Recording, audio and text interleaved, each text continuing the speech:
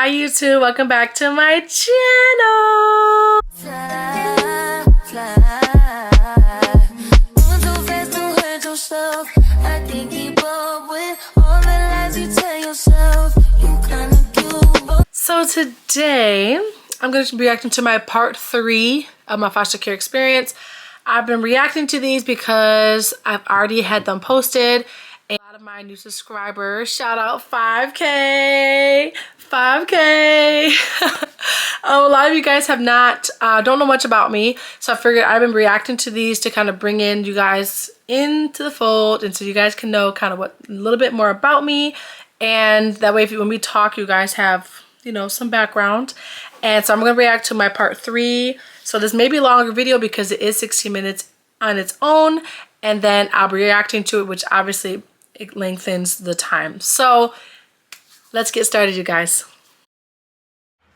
Hi YouTube family, welcome back to my channel. It's your girl Melissa back with another video, and if you haven't seen my last 2 videos, I'll put the link in the description, so go ahead and click that and we'll get started. So with this one, in my last video I ended with that I got kicked out of my foster home. Now before they would actually kick me out, before they had to find a new home for me, we did a trial run at a different home. My sister Nicole, we got into this other home together. So we were together in that home. We went to this trial home and I hated it. Like the first day, of course, 9-year-old me at the time, I was 9 at this time, cried. I was very scared. They scared me. Like the mom, I got to know them a little bit more, but the first day, you know, it's a lot to handle. I guess they expected us to just bounce back, like, okay, whatever, new home, you know what I'm saying? Yeah, so with that part, it was kind of like that. It's like they expected us to just be like, have one moment of being upset, and then after that, like, you don't need to cry anymore. Like, you didn't do that yesterday, you know? So it just was triggering. It was only my second one. But I remember being really scared, and in my file, they had put that the whole sexual incident, I guess they kind of called it, where I was accused of making one of my foster siblings, I guess cousin, to kiss the girl, and so they put that in there as, I guess, like being sexual or something. So I wasn't allowed to hang out with any other kids, which is literally the saddest thing ever when you're a child. I was like a lot of times by myself, and so like it made things really lonely. Or like if I wanted to play with one of the cousins or one of the family members, they would like feel like they would get all like be there like watching like a hawk, and then if we were playing and they didn't realize we were playing, they would like stop it immediately and say like, you know, you guys need to go to separate places. So I remember that, and I remember not understanding that, which I did figure out, of course, as an adult when I figured out why. So I've said this before in my videos, but when you are in a home like that and someone speaks on you, they put that right into your file. There's no clarification that happened. There's no talking to me about it. There's no, and then if they do, they don't believe the foster kid. Okay. So when she had put that I had forced her to then kiss another girl, they put that in my file as I am, like acting out sexually with other children. Right. And that put me in a bad position because when I got kicked out, they in turn isolated me from other people, isolated me from kids. I didn't have anybody. I spent a lot of the time by myself. If I wasn't by myself, I was being bullied by the adults around me, being bullied by the kids around me, being bullied by just, you know, aunts, uncles, cousins, grandmas, grandpas. Like that's basically what happened, because now it's a whole nother situation. Now I deserve whatever they got coming to me. So putting something in a kid's file without verifying that is literally insane, and it made my foster care experience really bad, because that whole situation I literally just walked in on, you know, so it's just, ugh, it makes me so mad to this day. But anyways, that was the way it was. Like I wasn't gonna hurt her, you know what I'm saying? We just wanted to play. So when I got to this home, like I was scared, you know, like there was just like all these new faces and stuff like that. And I remember, of course, I started crying because, you know, I'm 9, and at this time I'm 9, and I'm just crying because, like, it was scary. Like, one minute I'm in this home, And then all this crap is happening, and then next day I'm in another home, and it's like, okay, you need to figure this out. So yeah, they did trial runs because they're like, okay, we're gonna take her out right now, see how she does in this other home, and then they'd send me back, and then that way we know if that's the house that I would be able to go into. So they did a trial run, and I was there for a short amount of time, and then I eventually would go back to that home when they actually had like the space to do it long term, I guess. This is just a trial run to see how it goes. I spend most of the evening like in tears. I'm scared, you know, and they just sent me to my room, like just go to bed. You need to go to bed. And I remember the grandma of like the foster mom, I guess. She would like kept walking by the room, and she's like, "You need to shut up." And she's like, "I don't know why you're crying. You're fine. You need to stop being dramatic."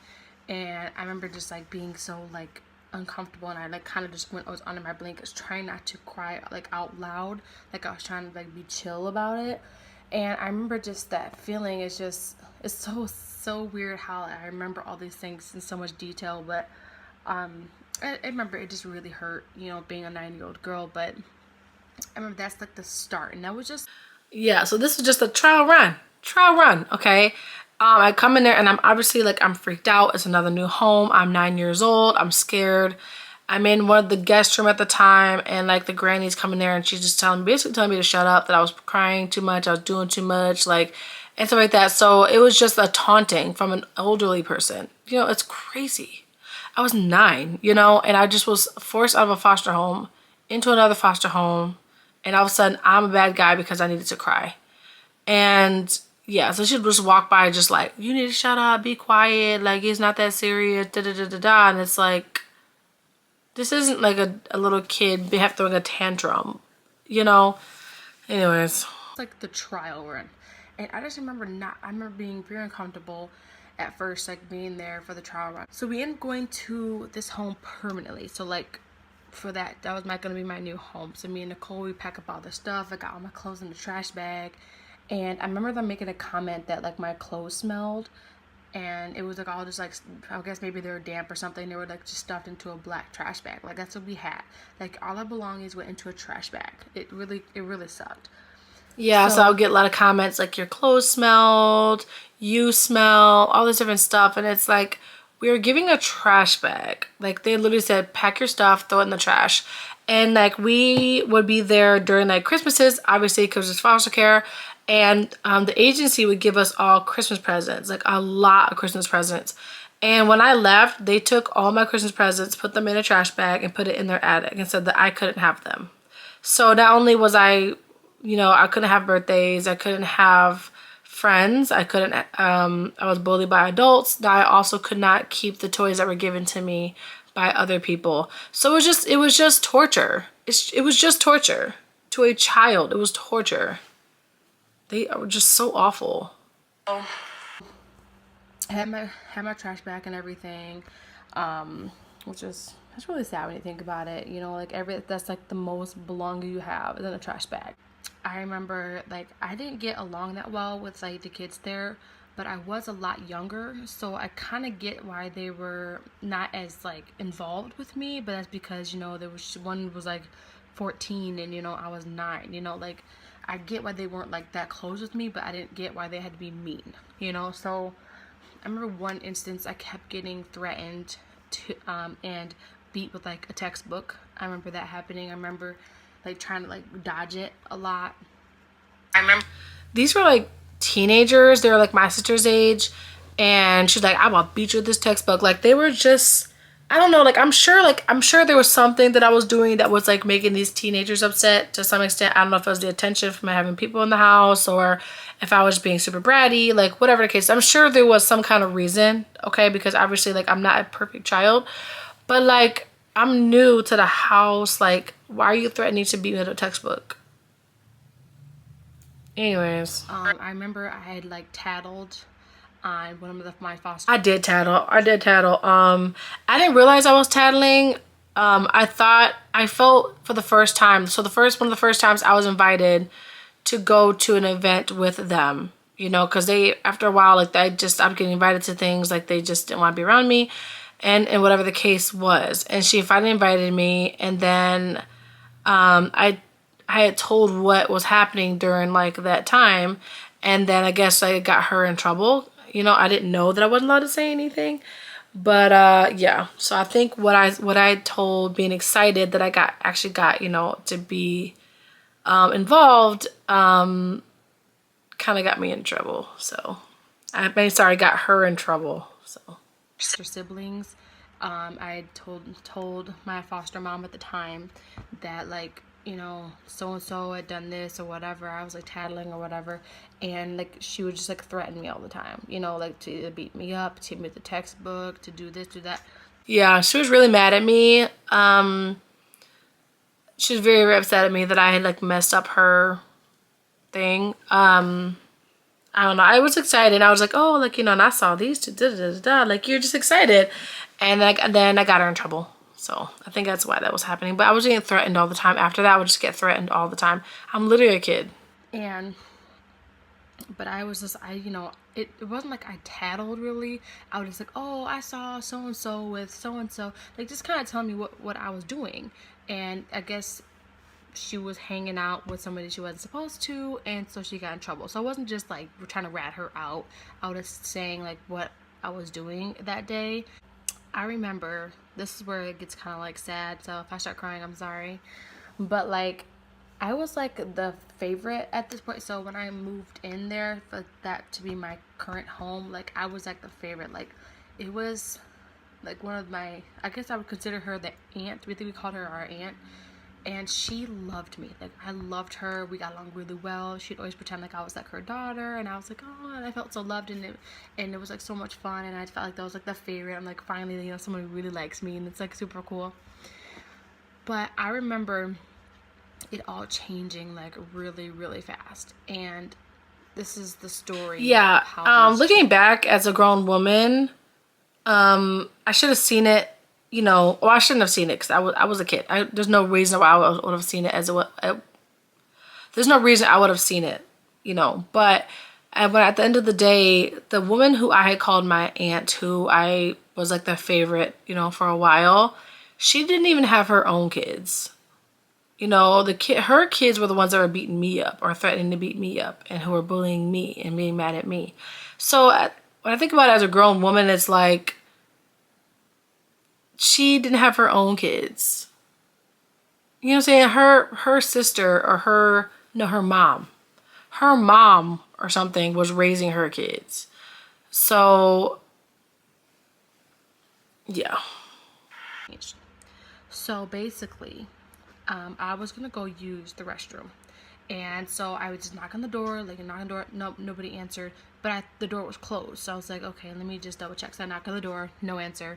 Knock again, no answer. So I go to open the door to go into the bathroom, and then all of a sudden I'm like, I'm in here, and I'm like, oh crap! Like there's somebody in this bathroom. And so I kind of made like this face, like, ugh. Well, you know, like, I mean, obviously I'm cringing. Like I just walked in on somebody in the bathroom. You know, I didn't see nothing, but like I had walked in on them. So I made that face, I stepped back, and I went to walk out the room. Well, this aunt got like really pissy with me. Like she got mad, and she's just like, why'd you make that face? Why are you even making faces at people? Blah, blah, blah, blah, blah. And then on my way out, she hit me over the back of the head. And I remember just being like, you know, what the heck, you know? And I remembered that my social worker said, you know, if anybody puts your hands on you, if anybody touches you, blah, blah, blah, blah, blah, like, you know, you need to let us know. And so when we went to our visit or whatever, I told my social worker, I'm like, you know, she hit me over the head. Like, I don't know why. I didn't do nothing. Like, I literally just, like, you know, explaining my situation. And so I guess she probably told them, like, hey, you know, you can't put your hands on her, da, da, da, da, blah, blah, blah. So after that. Yeah, so with that whole thing, I really was just knocking to use the bathroom. I was knocking to use the bathroom. I knocked once, she didn't say anything. I knocked again, she didn't say anything. I opened the door, she was there. I winced because I felt bad that I walked in on someone on the bathroom. I went, ugh, my bad. Go to walk out the door, like the opening to the den area, and she smacked me upside my head. So I remember just feeling very violated at that point, and like, you know, just embarrassed. And the person who I I was the favorite of and who I thought was my favorite just smacked me over the back of the head like I was an idiot. And that was like kind of where things had ended up changing. So after that, things just started to really suck. And she all of a sudden hated me now. I remember my cousins, I guess I would call them, my cousins, like making like different accusations, like because I told that the aunt had hit me. She was like, you know what, we're just gonna say that you tried to rape us, and I'm gonna say that you tried to touch us, and I'm gonna say this, I'm gonna say that. And I just remember that feeling, like it was just getting worse and worse, and like the animosity they like felt for me was like, yeah. So I kind of started getting emotional in this video because sometimes speaking about it triggers something for me sometimes. Like I've spoke about it a lot, but it's still hard to talk about sometimes. But it's like a switch went off, you know. And the moment that happened, you know, they're like, I told my social worker, I said, hey, this is what happened. She must have then in turn talked to them, and then they in turn were abusive to me. So they felt slighted because I had mentioned it, and so they would say like, we're gonna tell them that you're hurting us, we're gonna tell them that you're, you know, raping us, we're gonna tell them that you're touching us, like, you know, we're gonna lie like you lied, and da da da. Right? That's kind of what they were saying. And I think it was more of emotional torture. It was kind of what it felt like, because they didn't really beat me or nothing like that, but they were just doing all the other psychotic things that kids would find hurtful. So wow. Getting a little bit emotional. Whew. But the animosity that they felt for me, being like such a little kid, I remember just like feeling like everything was like falling apart. And I did not expect to cry, y'all, but I remember things kind of like starting to fall apart, and I didn't know what to do with it, you know. Like I was, you know, I didn't know how to handle all these things and whatever. But so after, they just started like hating me, like, yeah, like I always feel that every time when I've seen this video back, I feel it and I've seen it. And it was just, because I remember it hurts so bad, you know, because it was like, me being like a people pleaser kind of person,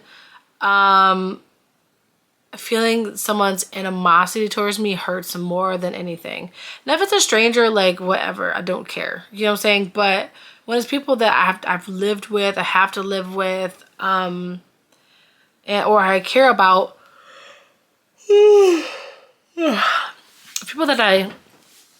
people that I care about, it's harder because it's like that's your house, you know. And they just hated me, you know. They hated me, and I just felt like, what did I do? You know, what did I do for that to be hate?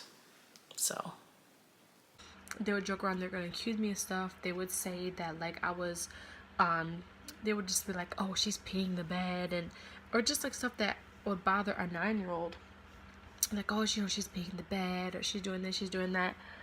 And they would just like constantly torment me in that way, and just to make me feel really bad and upset. And they would laugh like it was fine and stuff like that. So that was going on. So after all that kind of went down, yeah, it felt like torture. It felt like torture. Just finding little things to do with for a kid that you know would hurt their feelings. Because with little kids, and even being a teenager, you have so much power, you know. And just saying things like that to a kid, being like, I'm gonna do this, and I'm gonna tell them you're doing that, and you have no way to fight back. You're literally a motherless, fatherless child thrown into strangers' homes who don't like you. There's nothing I can do about that. You know, I have no control. I have no opinion. I don't have anything, you know, and that all these people around me just want to hurt me. And it's like, there's nothing I can do, you know. It's torture. I think they purposely would try to like do stuff. They would like take all the kids bowling and they would like leave me at home, and they're like, you're not going. I specifically remember them doing that. Everybody was going bowling, you know, and then she was like, no, you can just go whatever, and I like went upstairs or something like that. But like they like we're taking everybody bowling except for me. And it was stuff, little things like that all the time. And you know, for a kid, being left out of like big things was like such a trigger for me. Like I still feel like that would bother me to this day. You know what I'm saying? Being left out of things still bothers me to this day. Even if I don't want to go, ask me, because at least it gives me give me the option to decline. Okay? Because it's like I was always left out of things. You know, it was always that. It was a way of trying to break my spirit, and I wasn't let it break me. So, and like, why can't I go? And they're like, but you're just not going. Like they made it very clear. Like there wasn't any like, oh well, she's in trouble. Like they didn't even try to make an excuse, you know, so that they, you know, to be like, oh well, she can't go because she did this. They literally were just straight out the bat, just very mean. And so I remember, and I loved to bowl, you know, you guys, because we used to go all the time before this, you know. They would take me all the time, and then after this incident, all of a sudden it's like, you can't go just because we don't like you no more. Like that's pretty much what it was. And they told me, like, they pretty much told me, you know, we're not cool anymore. And I remember the aunt said, that's what my adopted aunt had told me. She said she looked me in my eyes and she was just like, we're not friends anymore. You know, and I was just like, I don't know. It's like it just felt like torture. Like, I don't understand that. saying that we're not good, we're not friends anymore. And she would say all the time, we're not friends anymore. And I loved her, you guys. Like I loved her. Like she was so cool.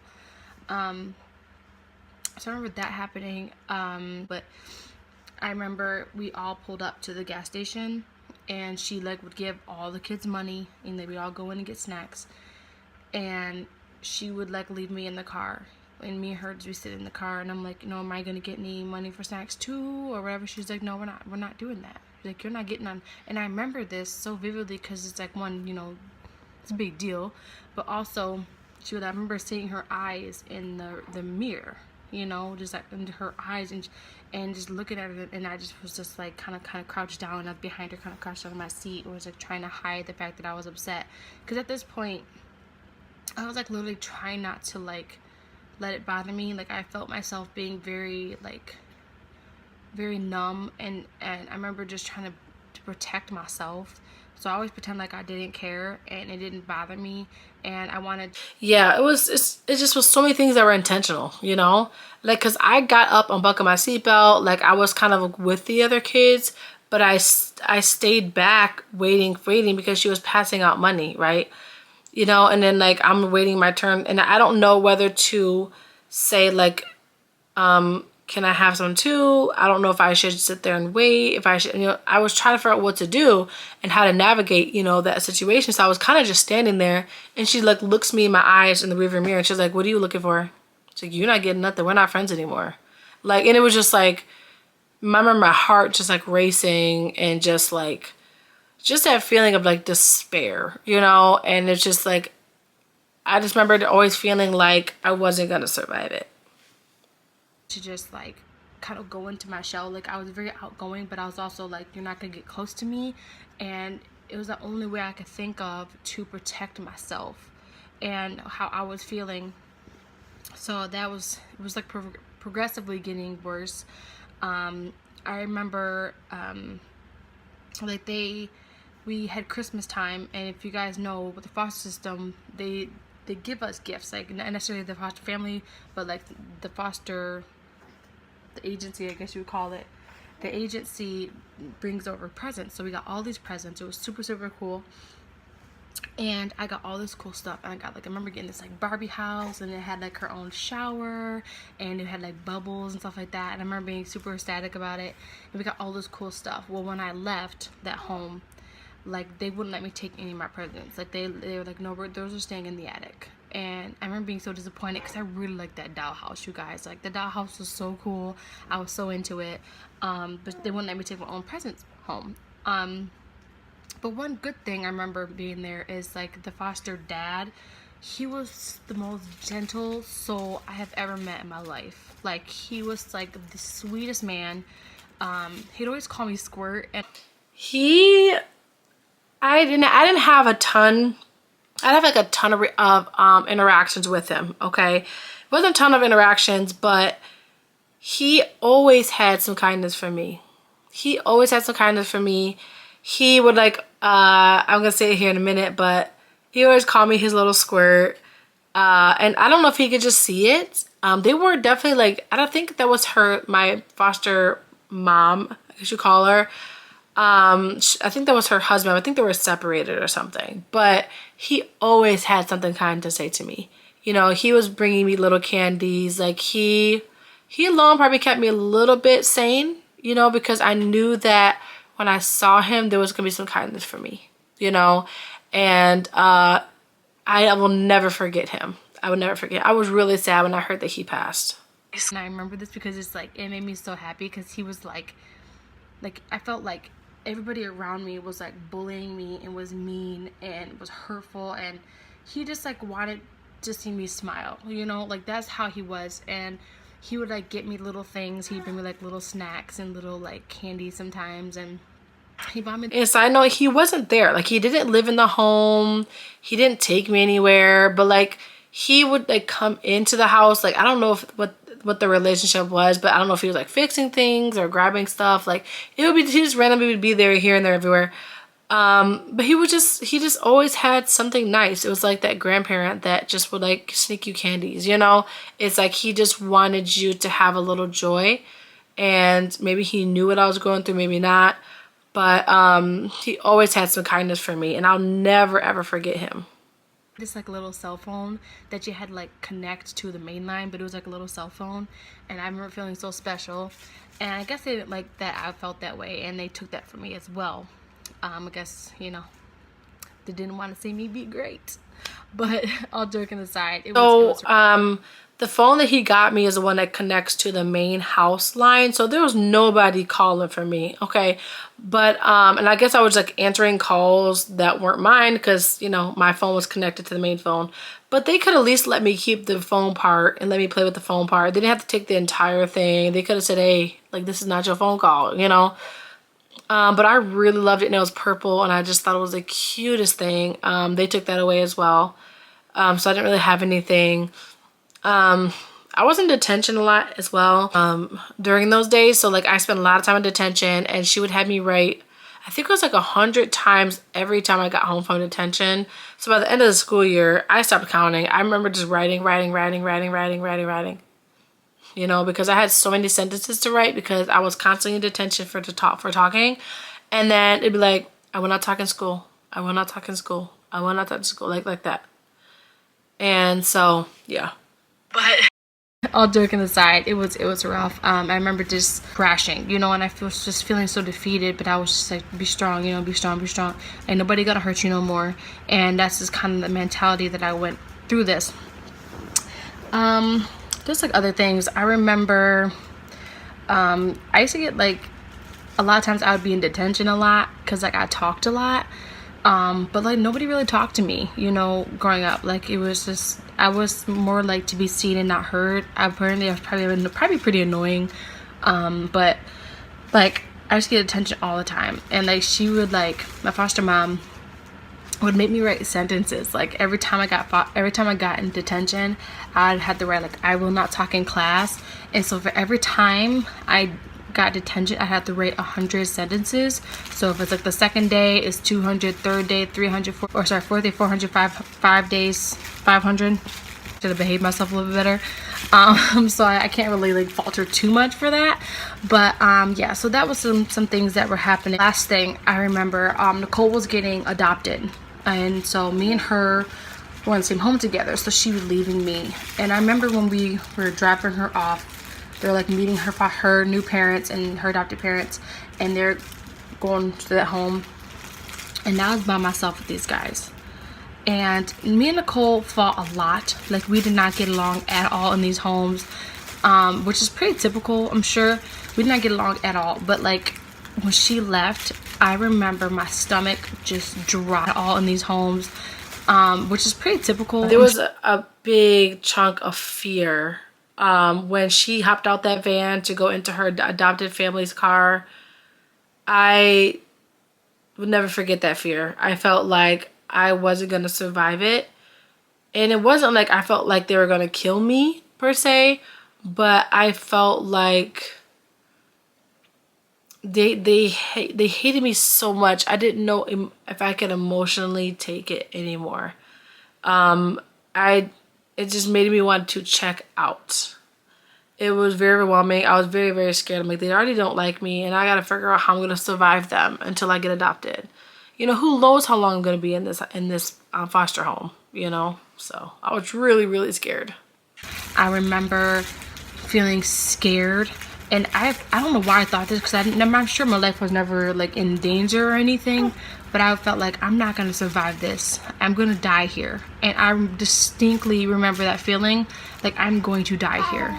Because it just felt like everything was like crashing down, and like I had to find a way to survive, and with all my heart and my feelings intact. Like it just was a lot to handle.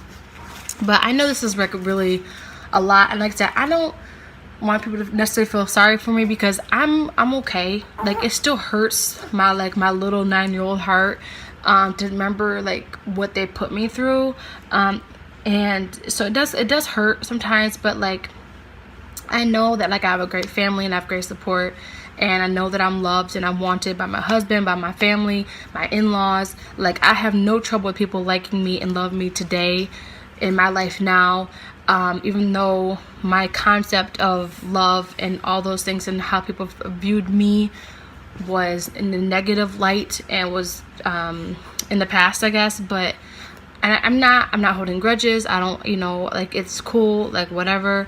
We're not friends, but you know, I'm okay. I have a great life. You know, I love my life. I love my family. And the fact that I'm able to say that I love people is like a very, very big deal. Yeah, I felt like that home was trying to break my spirit. And I think that God was definitely with me during those times, because like me being who I am, I'm a generally happy person. I go through things like every other person, but my personality leans more towards happy. But they was trying to, that really feel like they was trying to break my spirit, you know, because it's like, why are you torturing a child? But anyways, yeah, so I was really, really scared. I thought I wasn't going to survive it, and I did. It was okay. And I did get adopted to a good family. I have support. And yeah, I got to learn and grow, and I got to be a child again, which was my biggest thing. I got to be a kid again and do kid things, and I stayed a kid as long as I could. I'm still very childlike in some ways. I just prefer life that way, having a little fun, being a little silly, you know, because that's just something I didn't get to have for a long time. Due to all like the hurt that I had went through and the rejection that I went through. But that's my story of my second home. Like I said, if you like the video, please like, comment, and subscribe. Thanks. Bye. Yeah, so that's just a little background. Thank you guys so much for watching my video. Don't forget to like, comment, and subscribe, and I'll see you guys in my next video. Bye. Just lost and then he slapped me on the way that I got no problem. Get to bagging me about all that action go and this to handle it. No, I'm hella different from them chickens you've been tricking on.